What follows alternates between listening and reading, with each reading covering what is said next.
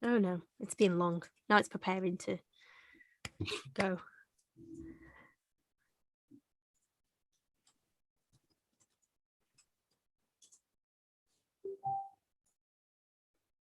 Fantastic. And it looks like we are live. So now I can hear myself twice. Don't want to do that. Right, let's get started.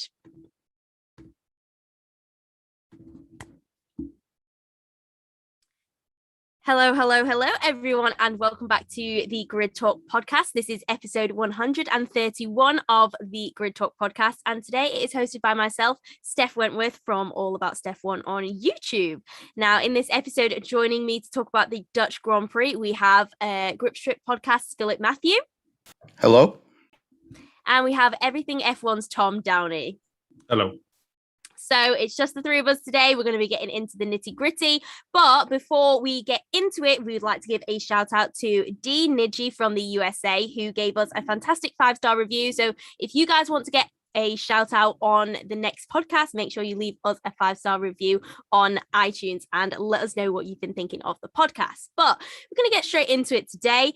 Very, very exciting, because this was the first weekend that we were going to be at the Dutch Grand Prix. We were going back to Zandvoort for the first time in decades. So as fans, we were very excited to see the Dutch Grand Prix and see how the race was going to play out, but it didn't quite deliver on the expectation. There's been a lot of hype. We've been waiting for this race since last year. But did it deliver? It was a lights to flag masterclass from Max Verstappen, really. And yeah, let's just get into it. But let's start off with the with you guys rating what you thought of the race out of 10. What would you give this one? I'd probably give it a 6. It's one of those events or things where it's just like, giving you like a 4 or something feels harsh, because there were a few bits of action here and there, but it was never going to be like a 10 out of 10 banger wheel to wheel every single corner. So I think sort of like 6 out of 10, sort of like just sort of existing without any significant impact, good or bad, is probably fair. Phil? I figure I'll go in and around that. I'll say 5. If you're a Max Verstappen fan, of course, it was like 100. Other than that, I mean, for certain people this weekend, I think it probably wasn't as good for McLaren. It was a nightmare weekend, which we'll get into. But I would say it's a 5. Beautiful circuit. It's a legendary circuit. It's probably more suited to smaller cars, because even touring cars have problems driving there too. So, but great circuit. They brought it back for Max, and he delivered. So credit to him, credit to all the fans that showed up, and that they're probably going to be around for a while. The Dutch Grand Prix will be back. They may add a second one, hopefully for him and his sake. It'll go to Assen too, which would be good. Which would probably be a better circuit for these cars. But at least for today, I'll say 5 for the race. Yeah, I tend to agree. I think it was quite average. There were some great bits, but overall, I think it just kind of underperformed with what the fans were expecting with the amount of hype that was around the circuit.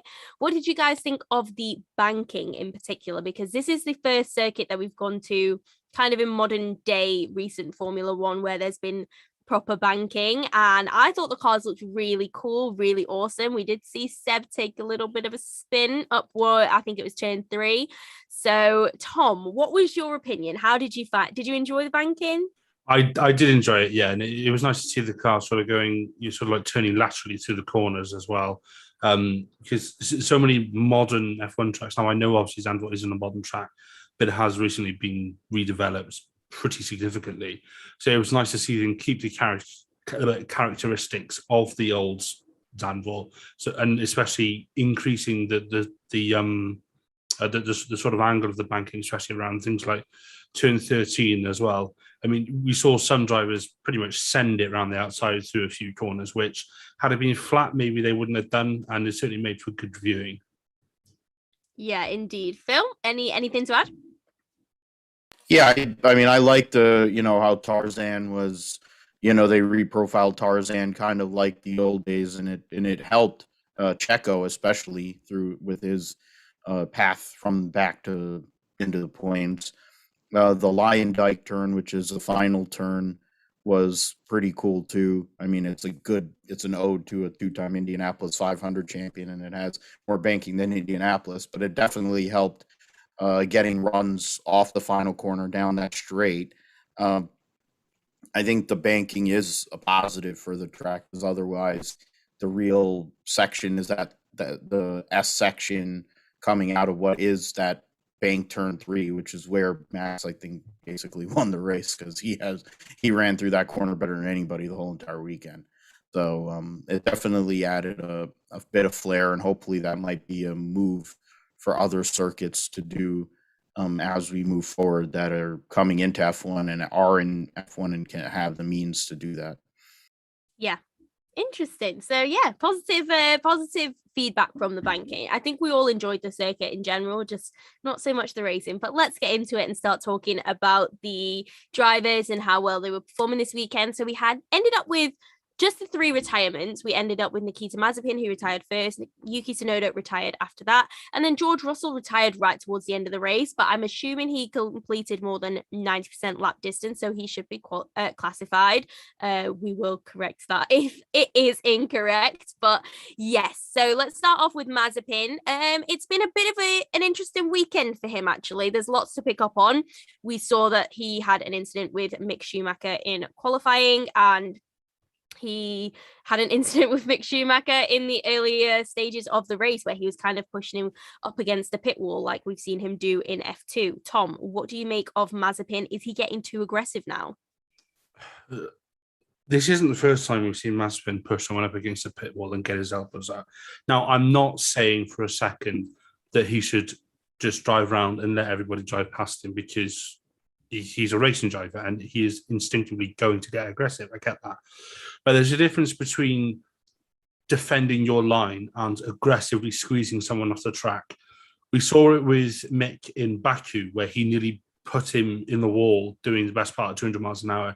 He's done it again this weekend. He did it in F2. I'm not going to go to his history of doing it, because there's not enough hours in the day.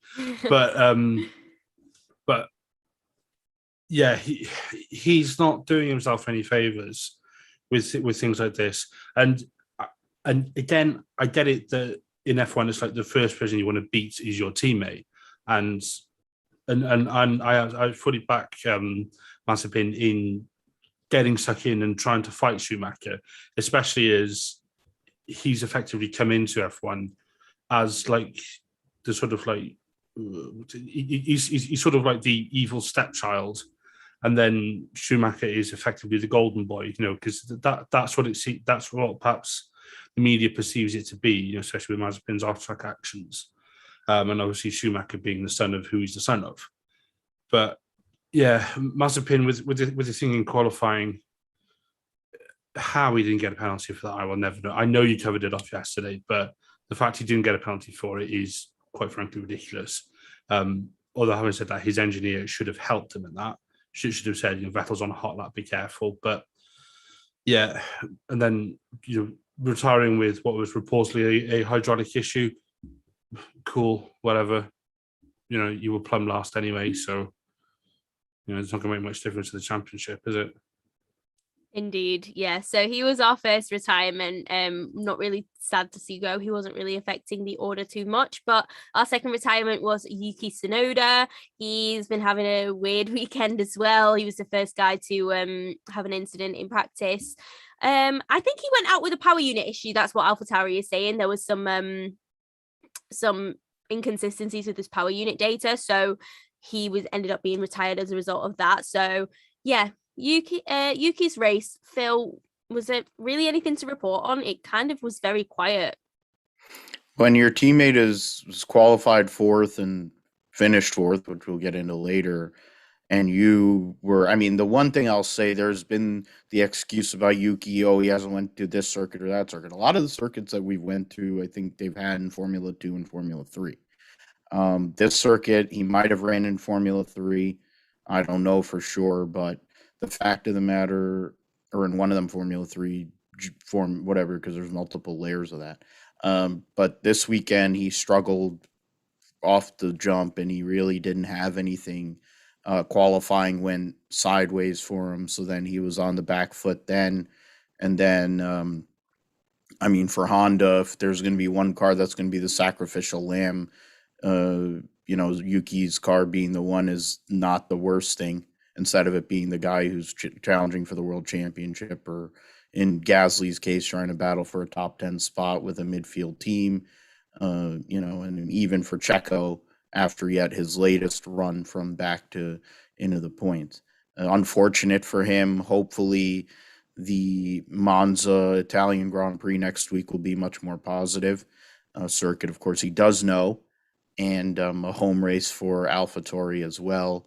So we'll see what they have in store for that. But just a weekend to just write off and move forward for Yuki Sonoda. Try to keep it cleaner and do better at Monza. Definitely.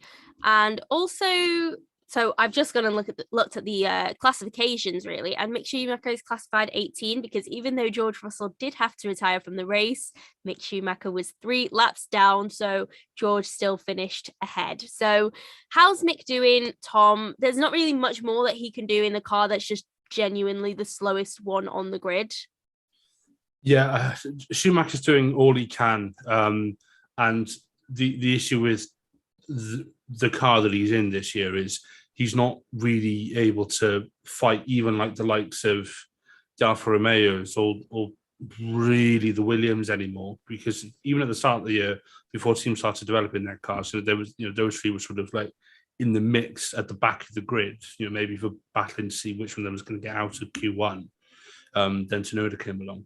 And then, sorry, just looking at the classification as well on my other screen.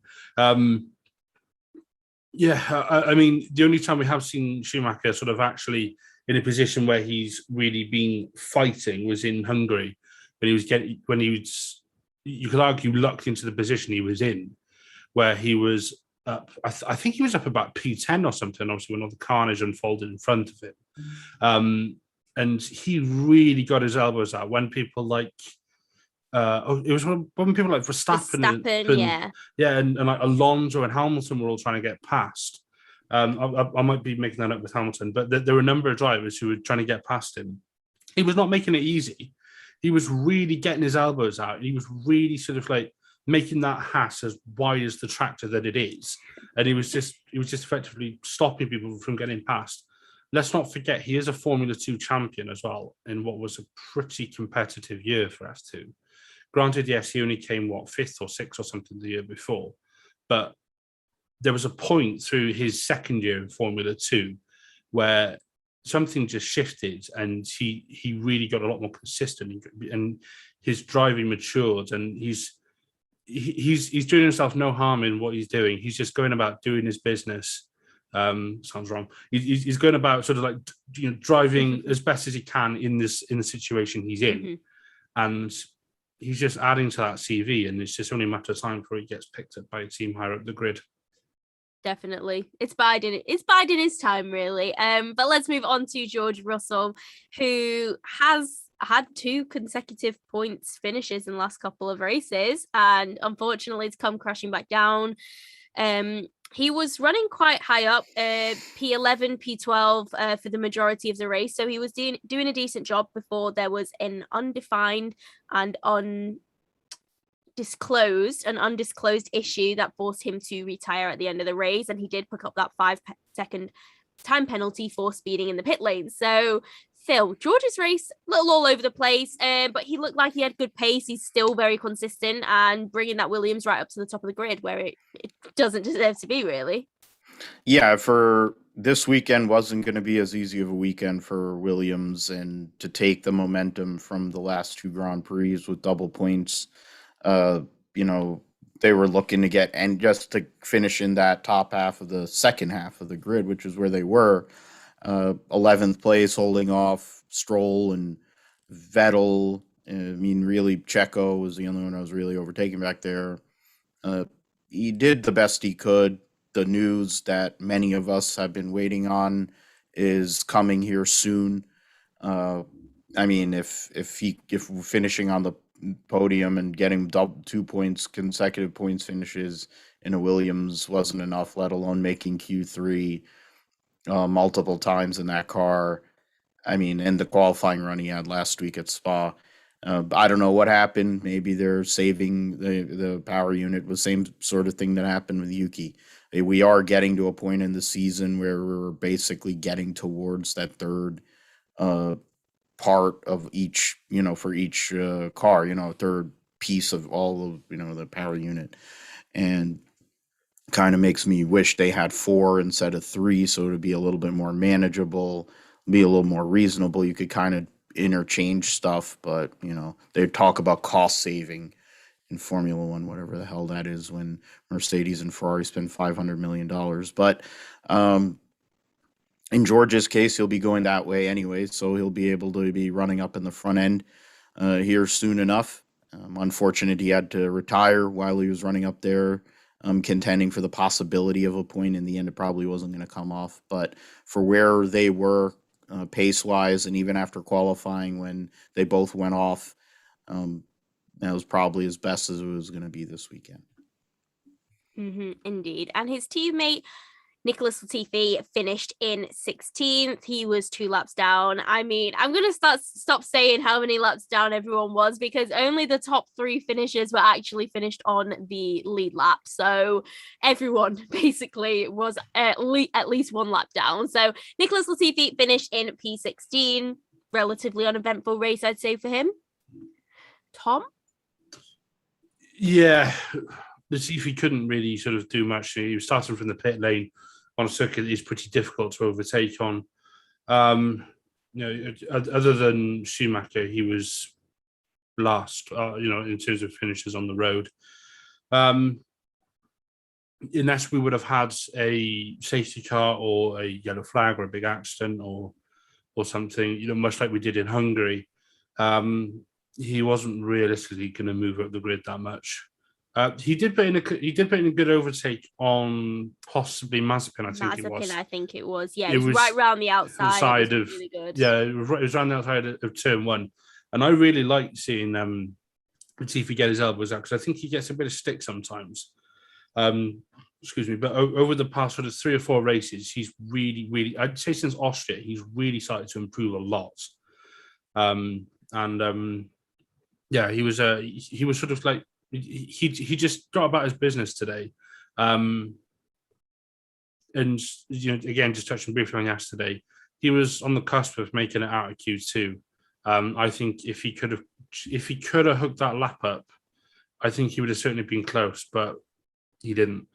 We'll never know. No, exactly. Unfortunately, he made a slight error which put him in the wall, and then Williams elected to change his. Obviously, he had to have a gearbox replacement, which was a 5-place grid penalty, but Williams opted to change his front wing, and his front nose cone structure. So that's what warranted the pit lane start. So he just did what he could. Kept his proverbial nose clean, as did everyone in the race actually, and pretty much. And he just trundled around. Indeed, yeah. I'm looking forward to seeing what more Nicholas Latifi can do, because I do completely agree with you that he gets a lot of stick, and I don't think it's necessarily deserved. I think he's going up against George Russell, who everyone's pinning to be this future world champion, and Nicholas Latifi might not be that, but we could recognize him for the fact that if he has the machinery under him, I think he'd be a very solid midfield driver. So yeah. But you guys, if you are listeners of the show, you know that I'm a fan of Nicholas Latifi, and I won't stop banging on about him. But in P15, we had Robert Kubica, who we haven't seen on the grid since, I think he's done a couple of FP1s, but we haven't seen him driving since 2019 when he was George's teammate. And then he stepped in for Kimi Räikkönen this weekend, who ended up with COVID-19, so was unable to race. Kubica, it was a very non-existent race. I don't think I saw him the entire time. I think it was about 20 laps in, and I remembered, Robert Kubica is racing. Phil, did you have that experience? What did you think of it? I mean, I wasn't really aware. I mean, I was confused yesterday because I hadn't read the news that Kimi had tested positive for COVID. So I was like, that's weird. I'm like, oh, maybe Kimi just decided, screw it, I'll quit now. And because he already announced his retirement, which wouldn't be out of the realm with Kimi Räikkönen. True. But unfortunately, he had to miss this race. And considering what Giovinazzi did in qualifying, who knows what Kimi could have done maybe. But for Kubica to get in the car and run it, he was close. He had a chance to make it out of Q1 actually, seemingly. So if to get into that car only after 3 FP1s and a couple of doing the sim and testing deal, and I mean he's a guy that once upon a time was a world champion, like a future world champion driver. People thought he was going to be that when he drove for Sauber with BMW, and Ferrari had him on the line and all that, where they thought they were going to pick him up. So the point is, the guy was a great driver. He got screwed at Le Mans last week when the car shut off on the final lap. So I mean, his luck is follows him no matter where he goes. It's a sad thing, but nondescript race, yes. But when you consider where his teammate was, who's been in the car all year, and where he started relative to where he finished, he did what he had to do, kept it clean, kept in one piece to hand it back, likely to Kimi next week if he gets through all the testing protocols and stuff. But it's nice to see Robert Kubica, drive in F1, even if it isn't at the same level as he was, back in 2008 and that area, the early 2010s or whatever. Definitely. And speaking of his teammate, Antonio Giovinazzi ended up in P14, which was very disappointing because he qualified very well, I believe, and was having, he could have been on for a decent race, but at the end of the first lap, he just seemed to have dropped a lot of places, which was very surprising to me because Giovinazzi is usually extremely good on the start and is the guy that's making up places rather than losing them. So were you disappointed, Tom, to see the performance that Gio kind of put out today? Were you expecting a little bit more? I was initially expecting more from Giovinazzi. However, it does transpire that he picked up a puncture, which is why he dropped down the field. Because when I saw him sort of like tumbling back, and then I saw him sort of about P14, I was like, that's not like him. It was only when I either read or heard towards the end of the race that he had indeed picked up a puncture, which is why he's back down there. That was why. And unfortunately, Zandvoort, it's based. They call Hungary Monaco without the walls. I think that accolade is now going to go to Zandvoort because Hungary, I think there are at least some opportunities to get past, but Zandvoort, you really realistically got the end of turn 1, sort of round the outside into turn 3. That is about it. Giovinazzi, fantastic qualifying yesterday. He's fighting for his seat for next year, especially with the rumours around people like Nick de Vries or Alex Albon or someone coming in. I'm sure we'll get onto those in a bit. And obviously with Bottas, not confirmed, but possibly the worst kept secret in F1 that he's going there. Very, very, very much Gio is fighting for his seat in that team for next year. And with qualifying yesterday, he did himself no harm at all. He really outperformed that car. Granted, it's not entirely fair to compare him against Kubica because the last race Kubica did was 2019 at the end of the year, and obviously, Kubica's obviously had his rally injury and all the rest of it. But the race doesn't reflect how good Giovinazzi was this weekend. The puncture essentially brought him out of contention. I think if Giovinazzi was still in there, I think he would have just about finished in the top 10, and I think he'd have picked up a point, maybe 2 points for Alfa Romeo. Which would have been really positive for him and his kind of campaign to be staying in Formula One. So it's disappointing. I didn't realize he picked up a puncture. So I mean, definitely rate him a lot higher because Gio is normally really good. And on the opening lap, he was really getting his elbows out with the guys that were around him. He was kind of with the Alpines for a while, and they were getting quite close. And I thought, a bit of a battle going on here, but it didn't end up playing out. So disappointing, but nice to know that it wasn't that there was a reason for him dropping down.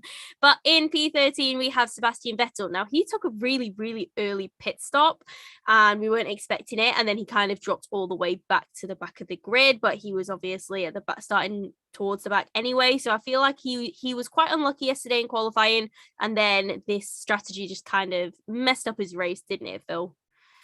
Oh, it's the usual Aston Martin, whatever, Force India, Racing Point, however many different guises they've been, they come up with these strategies that make no sense. I mean, Mercedes is the only one that beats them on terrible strategy. But in regards to Vettel, his race yet again was ruined on Saturday because the Putin Haas's decided to fight with each other, and Egghead wanted to go and run into Mick Schumacher because that's all he's good at, is running into things and spinning. And so for Vettel, his race was run back on Saturday, did the best he could. I mean, when you consider how well he's doing relative to his teammate, in how much better he's doing relative to his teammate, and points wise, he's beating him. He's double the points of Lance, and that's not taking into account the second place finish that he did earn at the Hungarian Grand Prix, which would mean he'd have him like 3 times the amount of points. And then there's rumors about him being replaced, which is weird. Instead of Lance, but unfortunate weekend for Vettel. I think Italian Grand Prix, the car's a slicker car, it's better on the faster circuits. So maybe they'll come back and be back into better form for the Italian Grand Prix in a week's time. Yeah, and we hope that for his teammate as well, Lance Stroll, who didn't have a great weekend either. Lance Stroll ended up finishing in P12, just ahead of Sebastian Vettel. Yeah, not a great weekend for the Astons overall, is it? Do you think, Tom, the consistency of both Sebastian Vettel and Lance Stroll is down to the inconsistencies with Aston Martin right now? Possibly. Aston seems to be one of the most inconsistent teams on the grid. I mean, one weekend they'll be fighting for P15, the next weekend they'll be fighting for P5. And it seems to depend if there's a full moon or something. Honestly, I can't quite work it out. But yeah, Aston have had some really, really good highs this year. Vettel's P2, there wasn't a P2, but we all know is a P2 in Hungary. And then his podium in Baku, he was he P2 or P3 then? I can't remember. P2, yeah. I think, P2, yeah, Gasly was P3. P3, that's right. Thank you. And then they've had some good race results anyway, but they've also had some fairly like bang average, nondescript race results, such as this weekend. Much like Phil said, I do think next weekend will benefit them more. I think Mercedes are expecting to have a better weekend next weekend because that whole super low downforce setup that we so come to expect at Monza, and it's going to benefit the low rate cars such as the Mercedes and the Aston. I think next weekend they will see an improvement, but it's up to Aston to keep it consistent. Yeah. And another one with inconsistencies is McLaren. So the 2 McLaren drivers, we had Daniel Ricciardo in P11 and Lando Norris in P10. Now, they've been really consistent for the first half of the season, and it's only in the last really this weekend that we kind of saw Lando Norris kind of falling off the pace, and everyone's like, oh, Lando's second half of the season is going to be terrible, when it's only been one weekend.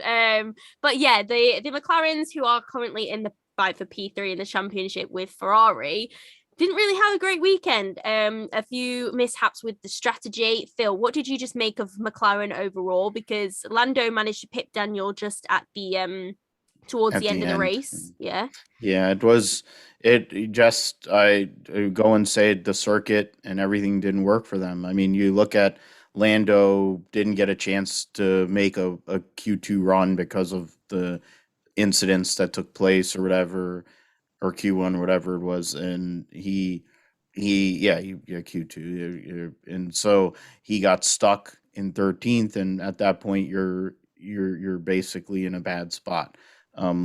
Ricardo's generally known as somebody who's a good starter, but in the end, he really couldn't make a whole lot of places early in the race and just basically kind of ran it out. I don't think the circuit suited these cars. I think that's part of the problem. I think Daniel didn't really have any pace all weekend, which was also a problem. Lando struggled, which is probably one of the first times all year where we could say that. Mm-hmm. So to be fair, okay, fine, write this off. It wasn't as bad as when Ferrari at I would say it's similar to Ferrari at Paul Ricard, where they were Yeah. completely out to lunch, and they couldn't even score points.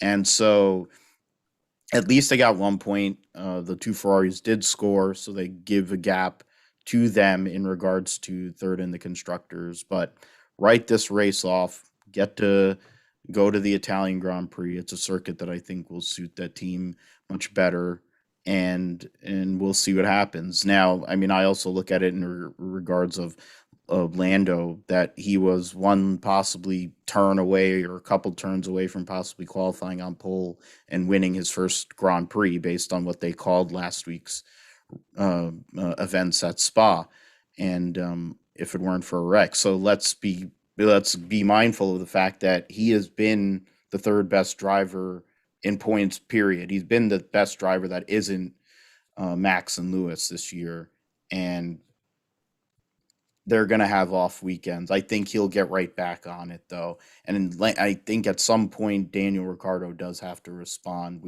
It's been half a season. You had the summer break. They need him now to possibly go and get third in the Constructors' Championship. So I think it's really a reset and go at the Italian Grand Prix for them. That's exactly what it is. So yeah, I think they will hopefully be a lot better this next weekend as well. Daniel Ricciardo has been quite successful around Monza. I think it's a track that he likes, and it's a track that I think will suit McLaren a lot more than this one. So, well, fingers crossed for a better weekend for them. We'd like to see them actually fighting the Ferraris rather than not being in the fight whatsoever. But moving on, we have Esteban Ocon in 9th place. A little bit of a fall from that P1 that he got in Hungary before the summer break, but he's still not doing a bad job at the beginning of the race. He thought he had a lot more pace than Fernando Alonso, but it looked like he overused his tires in the beginning stint. He was pushing too hard. Fernando Alonso, as a two-time world champion and a Formula One veteran, he knows not to push your tires too hard, especially on a circuit which is notoriously going to be difficult on your tires with the lateral loads that will be in place on the tires. So two different stories from them. We'll get to Fernando Alonso, but Tom, what did you make of Ocon, and do you think he needs to be more wary of what he's doing? Do you think he needs to learn more from Fernando Alonso before he departs the team? I think so, yeah. And being able to control your tires, is something which either comes instinctively to you. Look at Verstappen. Look at how he won his very, very first race back in 2016, and look at what his tire management has been like ever since then. If you look at all of the best drivers around, they've got really, really good tire control. So the likes of Hamilton, for example, Alonso is really good at doing it. Perez is really good at managing his tires. I mean, I said to someone in the Everything F1 chat earlier that if given Perez was starting on the hards, I reckon he could have done the entire race if he wouldn't have had to have stopped, given how good his ability is. And that's something that Ocon will probably learn as he gets on a bit. Let's not forget, Ocon is only the same age as me. He's only 26. And he had a year out as well in 2019. So he's still got a lot to learn. And it's only now that he's alongside Alonso that he's really sort of alongside like the upper echelons of like F1 greats, if you like. So it's something that'll come to him, and I can understand why in the first stint he would have obviously wanted to push, because on a circuit like Zandvoort, you want to get as high up as you can as possible. But it's something which hopefully Alonso will sort of like pass on to him, especially if you look at the dynamic those two have got. I mean, we all thought we were going to get the Max and Daniel bromance this year, but we ended up with the Ocon and Alonso bromance, I think. So yeah, to answer your question, I've gone a very long way about it. Yes, yes, I do think Alonso will teach him that, and he will teach him like these little things over time, but it's not going to come to him overnight, and it's things which he'll start to implement over the rest of this season and next season, now that we know Alonso is staying on. Yeah, so Ocon's basically got a season and a half to learn the ways of a two-time world champion. What better way to learn? Am I right? Absolutely, yeah. Okay, in P8, we had Esteban Ocon's former teammate Sergio Perez, which, Tom, you just touched on. I was a bit surprised with Checo because I was expecting some great tyre management. And then maybe 10 laps into the race, we saw him do a giant, there was a huge lockup, basically. And a giant flat spot on the tyres, and then Red Bull had to bring him in because of vibrations. So, Phil, were you disappointed with Checo? I mean, he was providing the only action in the race. We saw a lot of overtakes. He's great at coming through the field.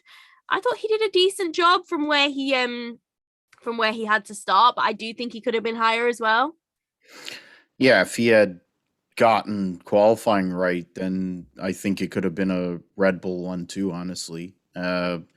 The pace that he had, he was the only person, as you said, Steph, that passed anybody really. That wasn't about lapping. And other than the argy-bargy that went on lap 1 and they used up Antonio Giovinazzi. But the fact of the matter is for Checo, this qualifying issue that he's having has to be fixed immediately because it's going to affect this championship. It's not for him as much for third in the championship, even though he is in play for that. But in regards to the constructors and supporting Max, it's something that has to change immediately because we know how great Checo is with his overtaking, getting through the field. Tom mentioned it. You both mentioned it with the tire management. But it's like, I know he's good. And we know he's good. He's been at this for a decade or whatever. But his qualifying has never been his strong suit, and it's a big issue. I mean, next week it won't be theoretically as bad because in theory you can overtake unless you're in a Mercedes. But it's that. I mean, I enjoyed watching him overtake people. It's sad that he had to do that because he was stuck in the back, and then he also had a massive lockup. But, you know, I think one of these days Checo's going to put this qualifying together, and then it's going to be a real problem for the Mercedes duo, or, well, Mercedes 1.5 because of because Valtteri is already halfway out the door and he checked out already today. So it's going to be interesting as we go on through the rest of these next 10 races for sure. Or however many races that are left. Yeah, you're right. And well, we don't know how many races are left, do we? I mean, half of them could get cancelled. We'll see. But yeah, you're right. Once Checo turns on qualifying, I think Red Bull will be a really difficult team to stop. But moving on to Carlos Sainz in number 7. Oh, Tom looked like you wanted to say something. Did you want to interject? No. Sorry, I was just scratching my nose. Oh, I just thought you wanted to inject. And never mind. Let's talk about Carlos Sainz. So in the end, Fernando Alonso managed to pick Carlos Sainz to P6, but the Ferraris were quite close together for the entirety of the race. So Carlos Sainz ended up in P7. I thought he did a decent race. I mean, I think the way that him and Charles are both performing, they're quite equally matched in the Ferrari. And I think if it had been the other way around and Sainz was had qualified ahead and Leclerc was behind, I think it would have stayed that way as well. Tom, what did you make of Carlos's race? Anything really to report? Not an awful lot to report with Ferrari. I mean, they both qualified really well and held their positions. I think they swapped a couple of times when one was pitting or the other was pitting, but they were never really going to get, certainly not past like Bottas. You know, Bottas was having a race by himself. I think the only real sort of battle they were having was with Gasly in front of them. But Gasly is so strong; he was able just to hold his own anyway. And yeah, they just couldn't. They couldn't really improve on where they were. They didn't fall back down the order, which is good. Obviously, they defended when they needed to. They didn't get into any trouble with anybody else or each other. It's a bit of a proverbial Sunday afternoon drive for them, really. Yeah, indeed. But let's talk about Fernando Alonso, the guy who managed to get past Woodard to split the Ferraris. We talked about him briefly with Esteban Ocon, but I feel like Fernando Alonso has really come alive in the second half of or towards the end of the first half of the season and going into the second half. I think he's driving fantastically. He was very wise at the beginning of the race, and I think that A lot of the young guys can learn from Fernando Alonso, and he was very, very clear. He was like, I can go faster, but I am managing my tires. And I thought that was so smart of him. And he ended up with a P6, so he ended up 3 places ahead of his teammates. So I mean, I honestly can't fault the guy. I think he drove really, really well. Yeah, well, when you are Fernando Alonso, you can get away with exactly something like that. That's literally what it is. I like Fernando Alonso version 2.0 a lot. He seems to have mellowed out. His sense of humor's come out. He's very serious and he's very focused when he gets in the race car. But he seems to be a much better guy overall, and in turn, he's also, I think, become a better driver, if that's possible, for a guy who, at his peak, was one of the greatest drivers ever. And he will be. He's basically the reason why Spain cares about F1, even though they really are a motorcycle country and all that. Yeah. But great race by him. He continues to show, outside of the Esteban Ocon win at Hungary, that he has been the better driver this year, for the majority of the year.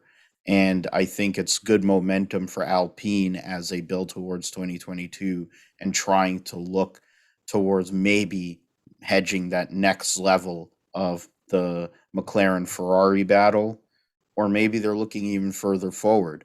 I mean, the way things are going with engine suppliers and with all the silly season, maybe they actually go out and supply another team, which in turn might help another one of their junior drivers, who they seem to have hundreds, get on the F1 grid. So that will be something. But in regards to the veteran, the great Fernando Alonso, he showed that you can overtake, you can manage your tires, and you can actually have a nice, solid run. Yes, would he have wanted more? I'm sure he does. He's won all these races and championships. But for what it is, he came into this season knowing that it's more about 2022. So anything he's getting right now is gravy to him.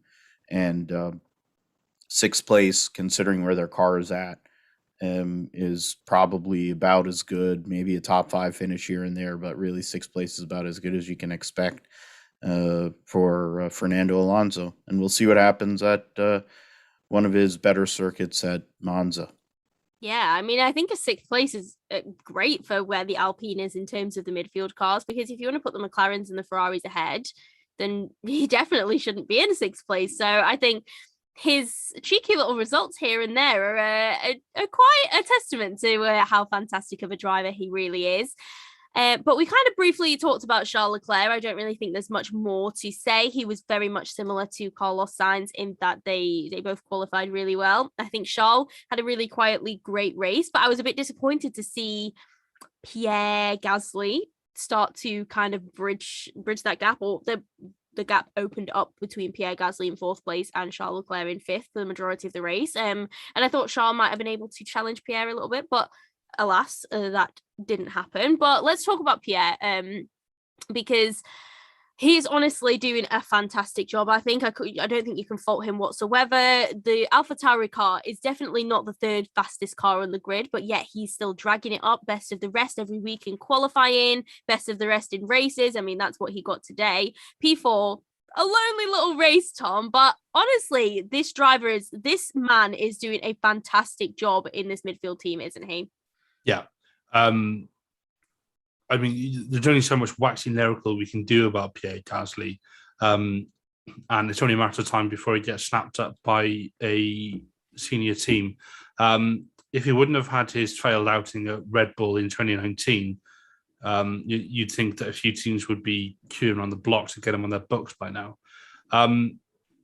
It was almost unfortunate that he qualified P4 behind the usual Hamilton ahead of him, obviously not in that order, but it just meant that he was just driving a very quiet race by himself. He wasn't really battling with anyone. Bottas was far enough ahead of him that even if Bottas pitted, which he did obviously, and we'll talk about in a minute, Gasly was never going to catch him, but he was also far enough ahead of Leclerc that even though the Gasly pitted before him, once Leclerc and Sainz pitted, he was straight back up to 4th. it's a bit of a running theme with the drivers of this weekend. A lot of them finished where they started, and they did well to qualify in the positions they were in. So, yeah, I don't really know what else to say about Gasly. He's a fantastic driver. What more can you say? Well, yeah, exactly. He's really matured as a driver, and he's obviously incredibly settled in that AlphaTauri setting. So my only concern, obviously, when he went to Red Bull, now we all know how much of a pressure cooker Red Bull environment is, and especially with that almost now slightly infamous second Red Bull seat. I'd be a bit concerned about him going back to Red Bull. Now, I know he's made some remarks about next year. Obviously, they're sorted with Perez, but who knows for the year after. I don't know how much longer he can stay at the likes of AlphaTauri. Obviously, we've got Hamilton on a 2-year deal. What if Hamilton retires after that 2-year deal? Space opens up, Mercedes still at the top. Pierre Gasly's proved himself. Just put it out there. It's an interesting one, Toto. If you're listening, we want credit when this happens. Yeah. I'll take 10% finder's fee. Thank you very much. Good night. Well, the guy who's probably going to be losing the Mercedes seat in the next few days, Valtteri Bottas, P3. I feel like there's a lot to unpick with Valtteri and his race today, and I just know that Phil is excited to get into this one. The beginning, He got that radio message that was just like, you on this pace, you will not be competing with the leaders. And then towards the end of the race, he was told, do not go for fastest laps because you will take that point away from Lewis Hamilton. Or that was the reading between the lines part of it. Yeah. But he was told not to go for the fastest lap, and then he got the fastest lap. So I'm sensing that we could have a little bit of tension in the Mercedes garage. Phil, just break down the Bottas race for me. I mean, I think we could combine the Bottas and Hamilton race, but Tom will get to talk about Hamilton in this case. Let's talk about them together. Yeah, let's talk about them together. We could do it, I think, because the fact is their strategy, they admitted that they screwed it up, which was, duh. Yeah, they did. It was horrendous. Their strategy was atrocious. They basically said 10 laps into the race to Valtteri, yeah, you're done. And then he's like, what? And then he just sat there and drove around, moped around for most of the day.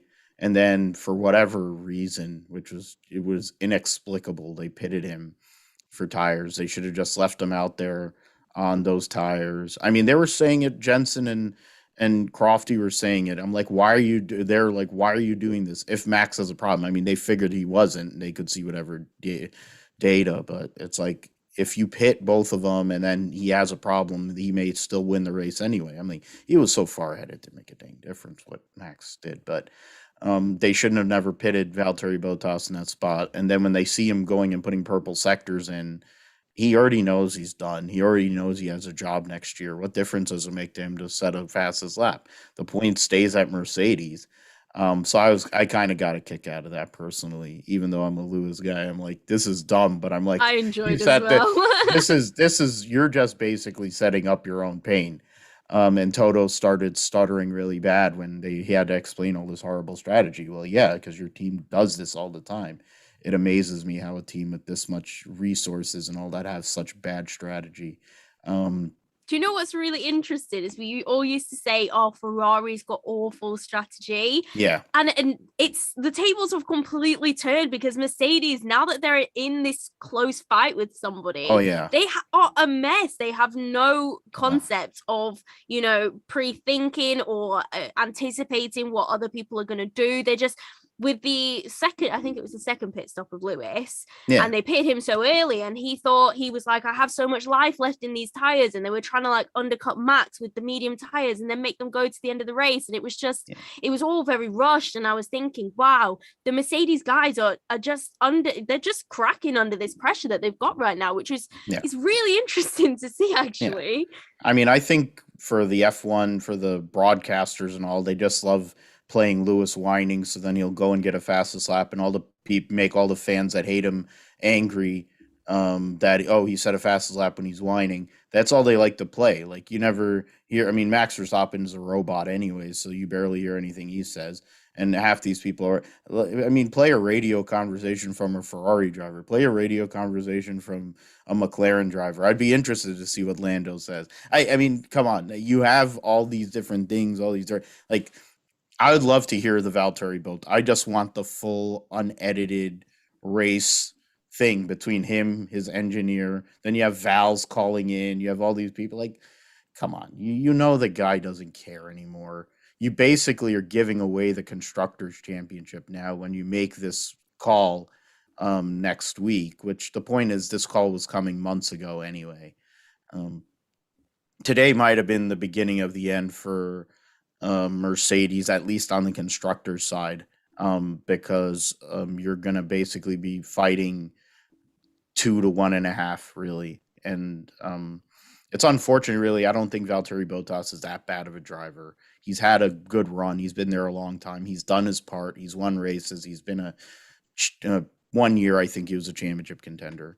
But it's time to move forward with the next generation and the next person that's going to have to carry the mantle at Mercedes or whatever they're going to end up being.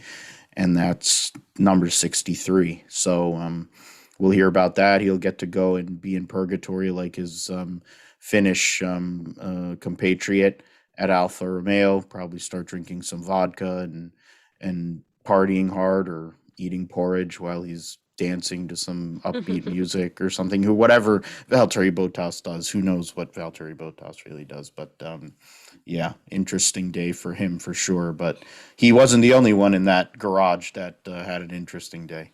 Yeah, he wasn't. So on the other side of the garage, we had Lewis Hamilton, who ended up finishing in P2, put up a really good fight against Max Verstappen for the victory. But I feel like this one was Max's to lose. Was there anything more that Lewis could have done, Tom, or do you think he did everything? No, he couldn't really have done much more, could he? Now, bear in mind, I'm coming at this as a Max Verstappen fan, so bear with. Mercedes had the two drivers, and I can see what they tried to do with. They tried to force Red Bull's hand with their strategy, but Red Bull have been in this position before. You know, we look at Hungary, I think 2019. I believe it was Spain this year or last year. And then there was also France, I think, this year as well, when there's effectively been the 2v1. Red Bull were wise to their tricks this time. As soon as Hamilton pitted, Max pitted the lap after just to cover him off. I mean, there wasn't much more Hamilton could have done. It didn't matter what tyres he put on.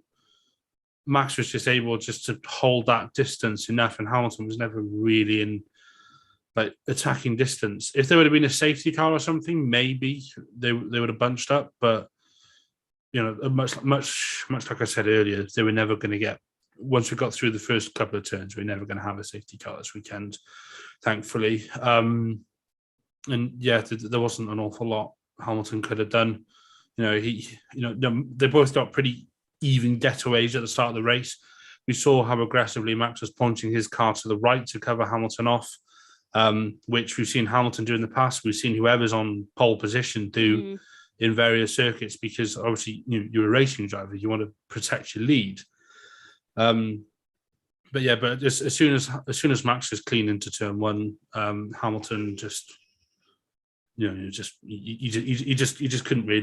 couldn't really keep up, unfortunately. Yeah, Hamilton also had a really interesting turn one. When you looked at it, he kind of like that's when Max started pulling away already, which was so interesting. I thought he'd be a little bit closer to Max until at least the end of the lap. Yeah, Verstappen was something like 7/10 ahead just by the end of the first lap. Mental. Which pleased me, obviously, but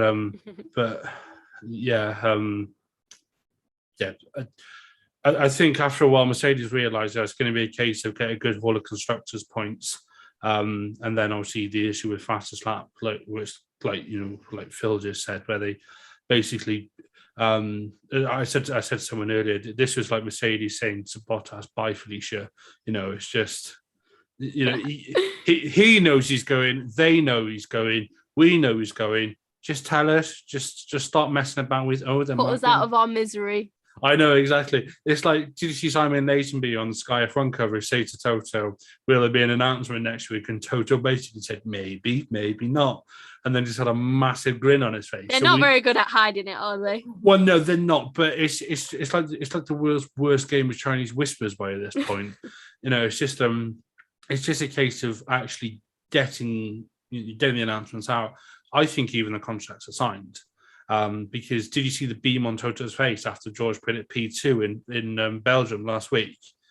And then also Russell's body language, not only the whole weekend, but also the Thursday before we'd had any events in Belgium last week. That was the body language of someone who knows what they've got coming. And the way Bottas answered questions, he was very much a way of like deflecting a question which you don't want to answer because you know the answer you're going to give is going to bring a load of questions which you're not going to want to face. So we all know what's coming. I imagine the factory will find out a couple of hours beforehand, and then we'll have a press release. I think probably Thursday. I'd say Thursday. Yeah, I think Thursday or Friday.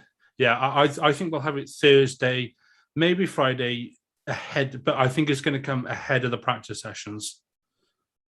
Yeah, good bet. I think the whole Kimi Räikkönen thing has set everything.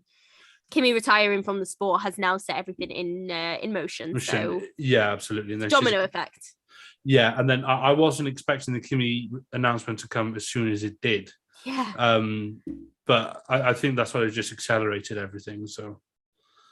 Well, I guess we'll wait and see. So come back to the next podcast to see what's been going on, what's happening, our reactions to all the news, because I feel like everyone in the paddock knows, even Crofty was talking about it all throughout the race, that in the next few days there's going to be a series of announcements. So you guys better all stay tuned.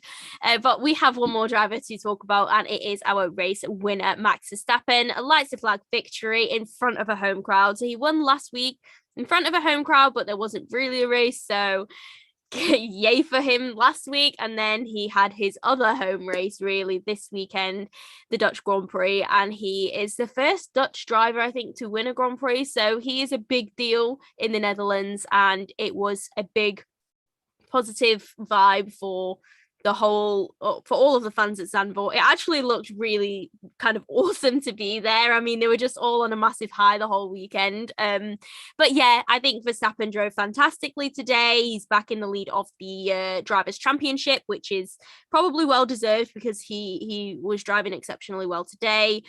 But yeah, Phil, anything really to talk about Verstappen? I don't think there's anything more to say. He did everything possible today. Yeah, he did everything he needed to do. Qualifying, he just got Lewis there by 38 hundredths or 38 thousandths of a second on Saturday, and that really was the whole deal there. But then his first lap, Tom mentioned it. I mean, you guys mentioned it. I think he had 1.7 seconds on the first lap, and which is unheard of. That's Senna, Schumacher, even Lewis and his best level. So that's where he is really, and he's been the best driver all year, best car. All these things are in Red Bull's favor, but I think, and fundamentally, the way he took the turn 3, everybody needs to look at how he handled turn 3, because he was 2/10 faster than anybody in that corner per lap for the whole entire weekend. And literally, that's where he won the pole on Saturday. That's where he made his gap. Because once you get out of that corner, you're just launching through the S's. And the back end of the circuit, yeah, sure, you can get through Lion Dyke. You can, that's where he made the pass on Bottas, which ended up being the race-winning pass per se. He looked like he had like 15 miles an hour advantage on Bottas. So credit to him in the Max Verstappen Grand Prix. It looked like a college football here in America atmosphere, or like a football for you guys with all the colors. Literally, It was an orange crush. So credit to them. It was a classy. They were classy. I mean, they had the Dutch announcer, the racers. They kind of Guido van der Garde and Robert Dernbos both handled things well, kept them in line a little bit. And, I think also it was just cool to see. And I'm thinking because of this, and if F1 knows what's good for them, they'd be looking at Assen too and saying, hey, let's go and have 2 races there, just to have another European round. It may be a better, and I know it would be a better circuit for Formula One. It's wider, longer. They have the facilities to do it. They just have to make certain changes safety wise. But if MotoGP is going to run at Spa, then they can run then Formula One can run at Assen. So credit to Max. Retakes the world championship lead. It's going to be an interesting race next week for him, when the Red Bulls are a very high downforce car relative to the lowest downforce track that we go to in Formula One. And can he hold off Lewis Hamilton before they go into the next little mini break and another triple header of sorts?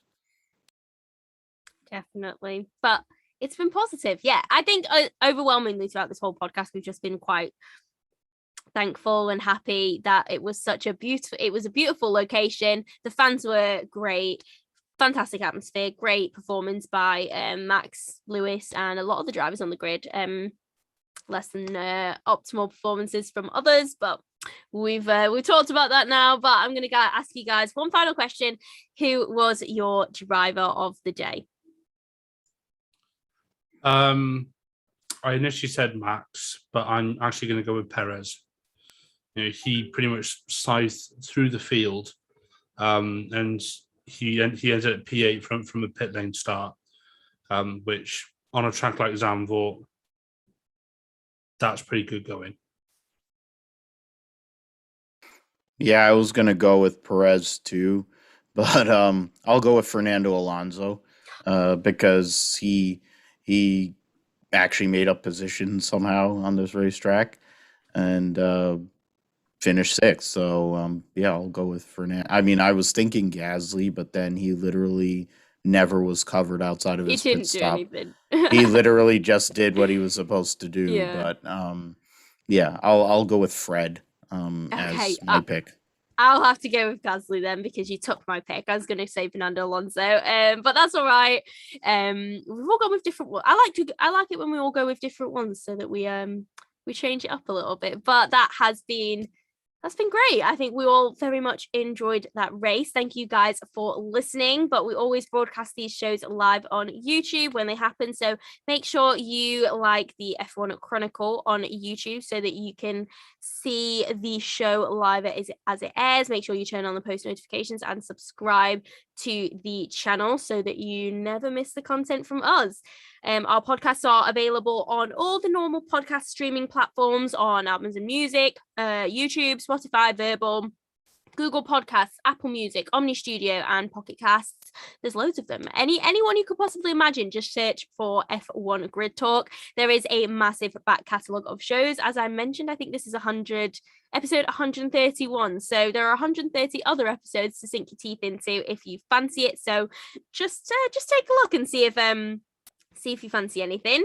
We have a subreddit, just search for F1 Grid Talk, and a Patreon as well, so you can support us if you want to help us get better recording equipment, microphones, so we can improve the quality for you guys. Everything will be down in the description.